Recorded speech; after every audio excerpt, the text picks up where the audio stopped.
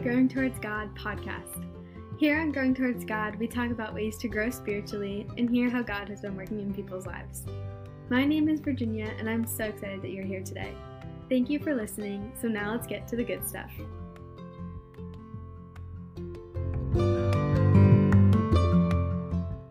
Hi, Grandaddy. Thank you for being on today. I'm so excited to get to talk to you and hear about your relationship with God and stuff. So, do you want to tell the audience a little bit about yourself? Well, first of all, thank you for interviewing me. This is a challenge. Grew up on a farm in the western part of Maryland. As soon as I got out of high school, I went to Washington, D.C. area. And after a year or two, became a firefighter professionally in 1965. And so I worked there for 40 years and worked my way up through the ranks and retired at age 60. Mm-hmm.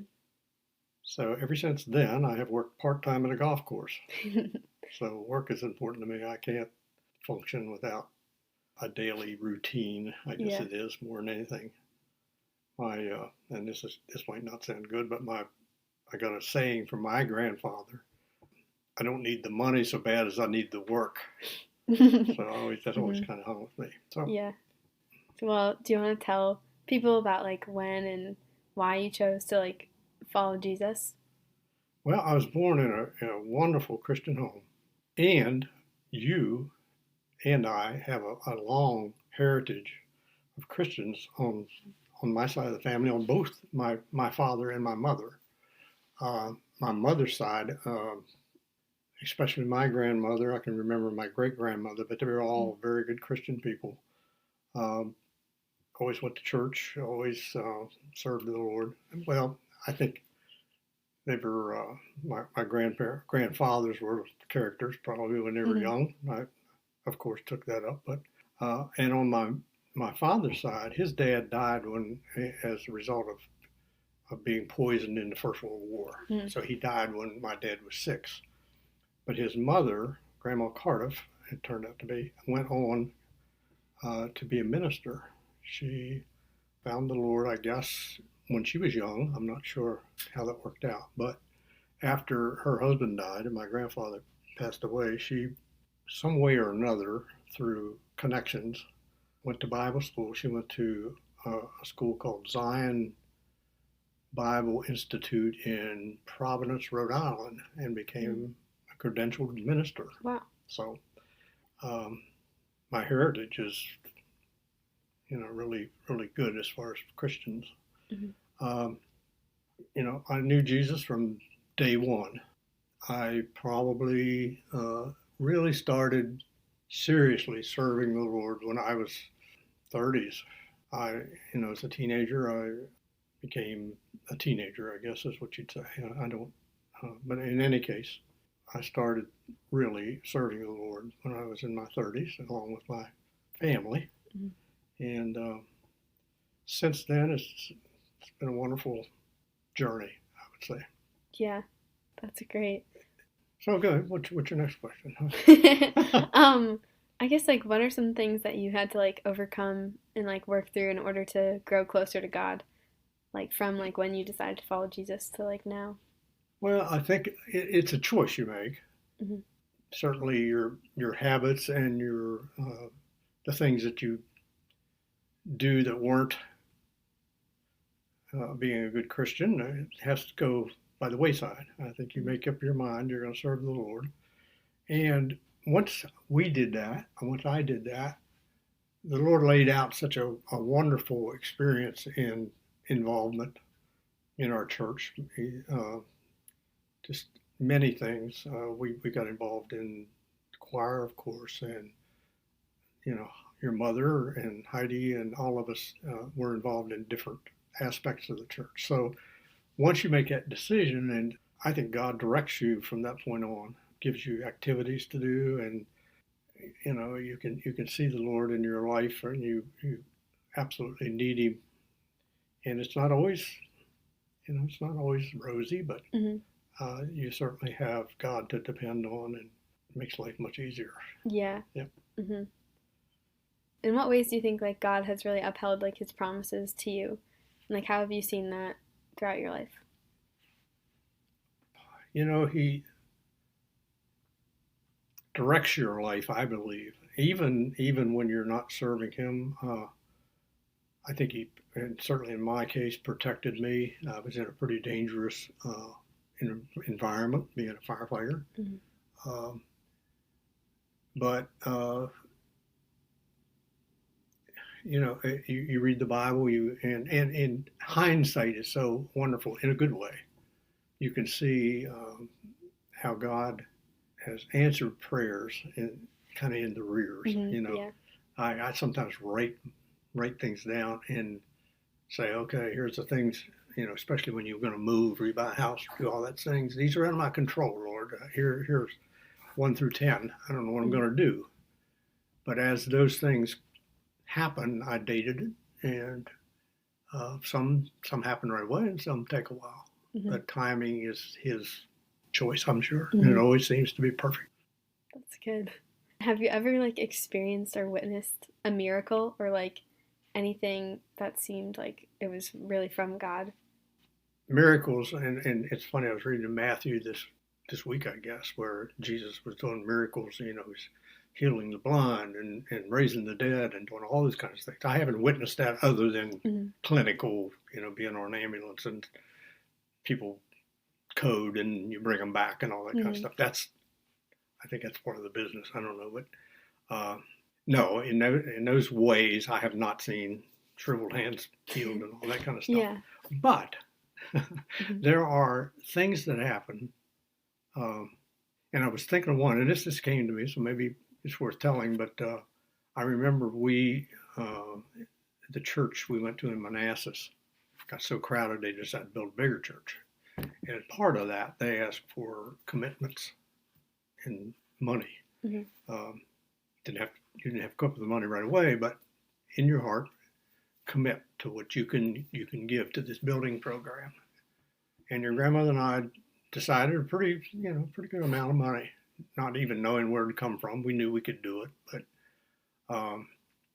within, and this, I don't know how long it was, but it wasn't very long, a couple of weeks, there was some sort of a retroactive pay that my job owed me.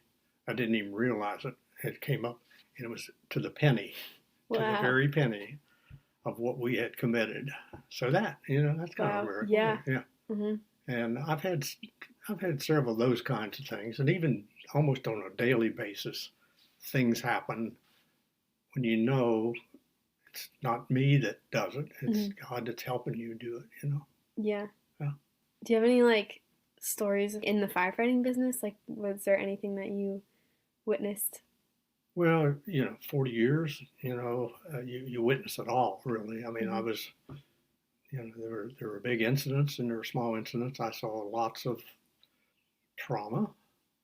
And I think the grace that God gave me is that I was able to function through that without being bothered a lot. And I don't know why. It wasn't I didn't care, but I could handle it. So yeah, I saw just about everything you could possibly see, time after time after time, through fire or emergency, response, rescue, car wrecks, and those kinds of things. So, and I got hurt a couple times, but not bad. So he took care of me. Yeah, that's pretty awesome. What is like one thing that you're looking forward to, like really talking to Jesus about? I think you posed the question, what would be the first question you would ask Jesus? I don't think I have a question for him. I have a lot of thanksgiving I want to give. But, heaven, and I kind of put all that on I'll see it when I get there kind of. I told a friend or a person in Hawaii one time, I have no idea what heaven's going to be like. I have a bit of an idea. And he said, oh, buy this book, man, it explains it, exactly what heaven is going to be like. And I won't buy the book. I'm going to be surprised when I get there. So, just like in awe and like amazement of what it'll be like. Yeah, Jesus is such a helper, and a friend. So I don't have any questions. I had a question, it would probably take me back, and I'd have to explain something that I had been forgiven for. So I'm not going to ask, Yeah. Minus points for, Yeah. that's funny. Yeah, and what's like your favorite quality about God? Forgiveness. Yeah. And that's a daily request for me. It's not that you do, steal or kill or do those kinds of things, but, in your spirit, you messed up. So I think, and I think he says, if you say you don't sin, you're a liar. So one of my first things every morning is, Lord, forgive me. I know I probably goofed it up, but even in your mind now or whatever. But so yeah, forgiveness is by far the greatest gift. Yeah. Yeah. For sure. The undeserving grace. Yes, exactly. Yeah, you don't deserve it. Oh my goodness, you got what you deserve.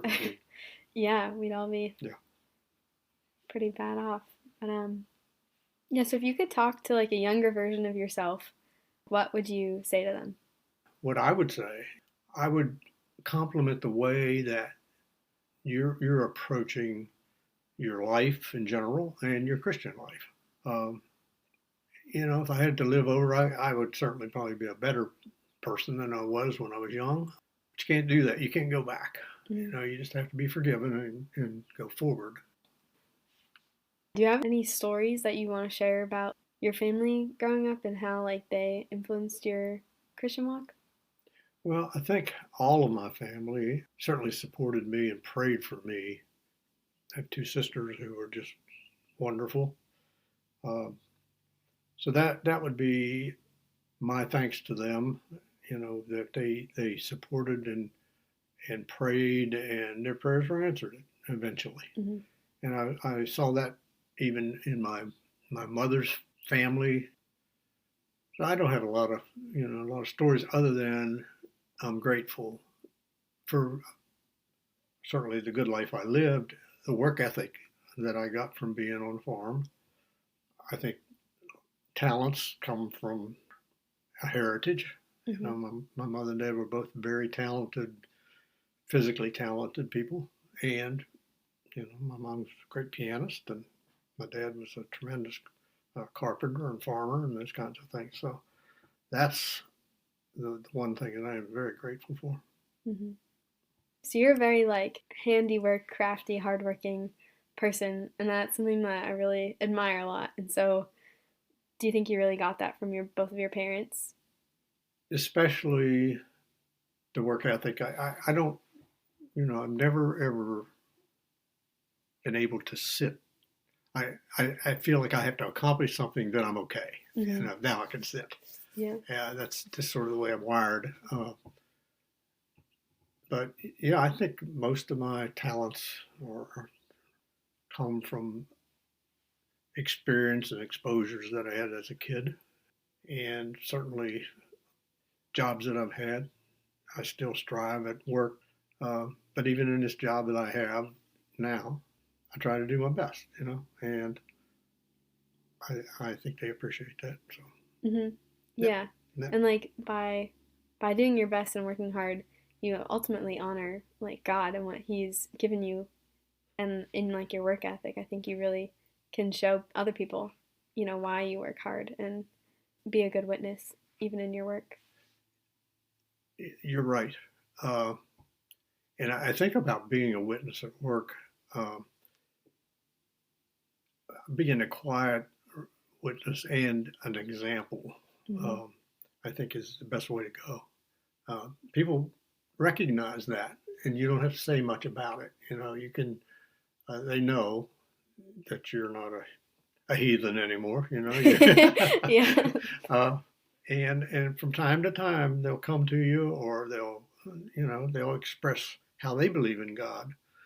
And I take it 100%. There's some people who are very rough around the edges, but they profess to know the Lord, and I absolutely believe it. They, and they have struggles. People have tremendous struggles, and I encourage them. They encourage me. So I appreciate that. You don't have to shout it from the rooftops. Your witness can be silent, I think, Mm-hmm. but sound. Yeah. Yeah, I think the way that people uphold themselves, just in little things too, really it just shows. And then you have like an opportunity to share when people notice that you're acting differently. And I think that's part of being like set apart and being a light to the world. Exactly.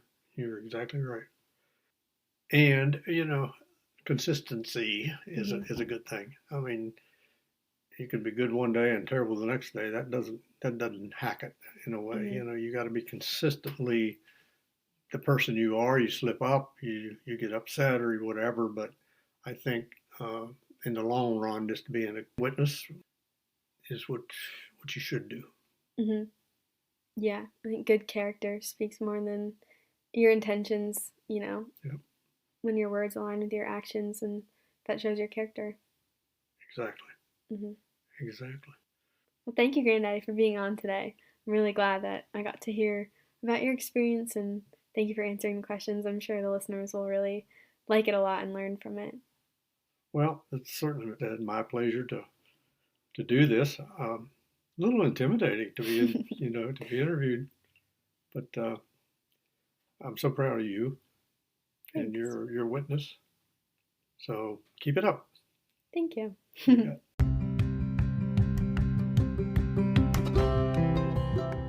Thank you so much for tuning into today's episode. I hope you took something meaningful away from this discussion and know that God loves you so much and desires a personal relationship with you. If you'd like to stay up to date with episodes, follow me on Instagram at Growing Towards God Pod and subscribe on whatever platform you're listening on.